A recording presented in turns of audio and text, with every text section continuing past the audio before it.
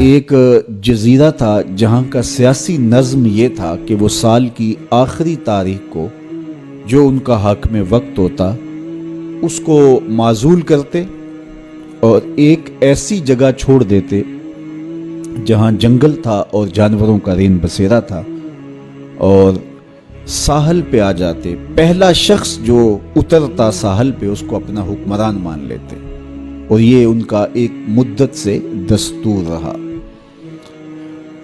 جو بھی تخت نشین ہوتا وہ بھول جاتا کہ سال کے بعد میرے ساتھ یہ کیا کریں گے اور بلا تعامل وہ اعزاز و تکریم اور وقار کے ساتھ مسند نشین ہو جاتا اور عیش و عشرت کرتا. ایک دفعہ وہ اپنا حکمران جنگل کے سپرد کرنے کے بعد ساحل پہ آئے تو جو سب سے پہلا شخص ان کی دھرتی پر ان کے جزیرے پہ اترا وہ بڑا دانا بینا شخص تھا اور پیشے کے اعتبار سے تاجر تھا.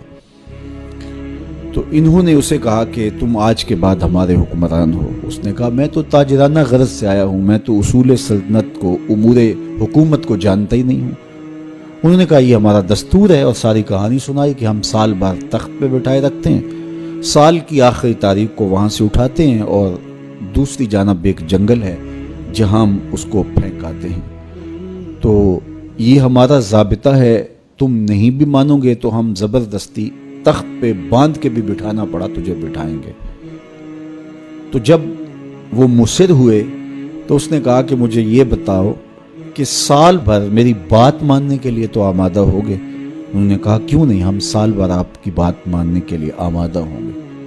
اس نے کہا ٹھیک ہے, میں تمہارا حکمران بننے کے لیے تیار ہوں. ہوتا یہ تھا جو تخت نشین ہوتا وہ بھول جاتا کہ سال کی آخری تاریخ کو میرے ساتھ کیا ہونے والا ہے.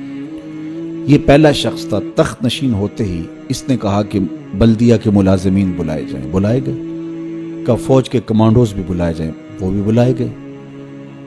اس نے ان کو کہا کہ تم جاؤ جنگل میں جہاں بادشاہوں کو پھینک کے آتے ہو اور وہاں کے موذی جانوروں کو کاٹ دو.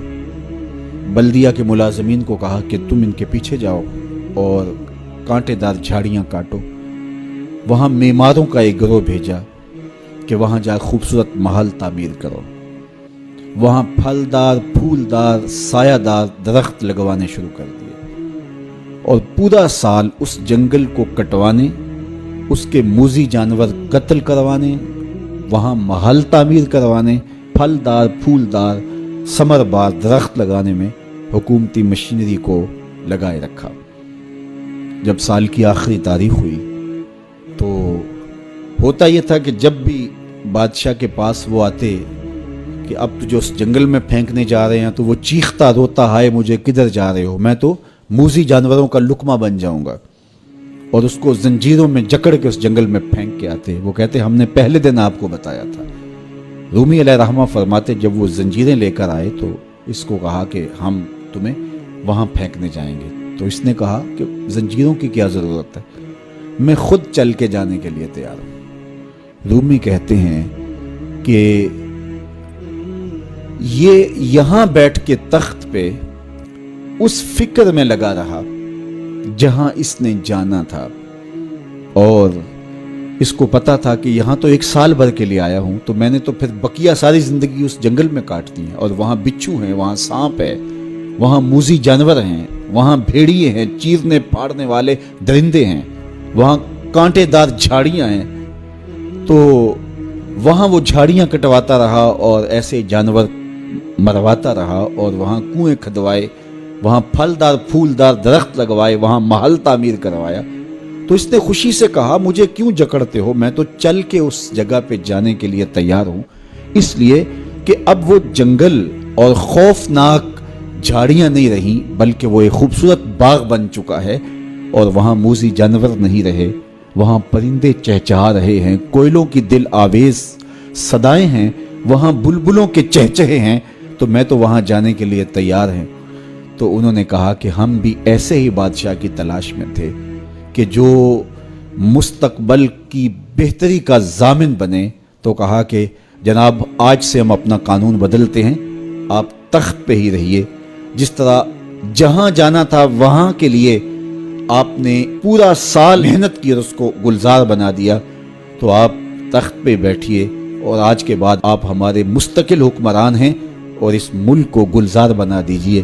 رومی فرماتے ہیں جس طرح وہ شخص تخت پہ بیٹھا اور تخت پہ بیٹھ کے اس کو فکر وہاں کی لگی رہی جہاں اس نے مستقل جا کے رہنا تھا، کہا کافر دنیا کے تخت پہ عیش و عشرت کرتا ہے اور وہ بھول چکا ہوتا ہے کہ میں نے بالآخر کہاں جانا ہے۔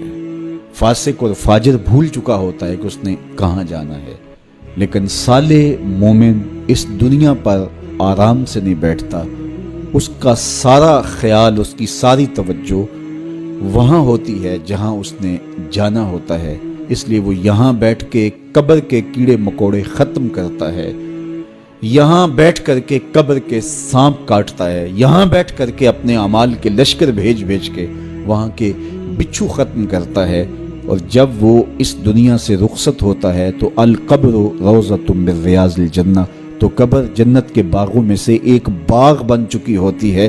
تو میرے رب نے کہا کہ ہر جان یہ دیکھے اس نے آنے والے کل کے لیے آگے کیا بھیجا ہے۔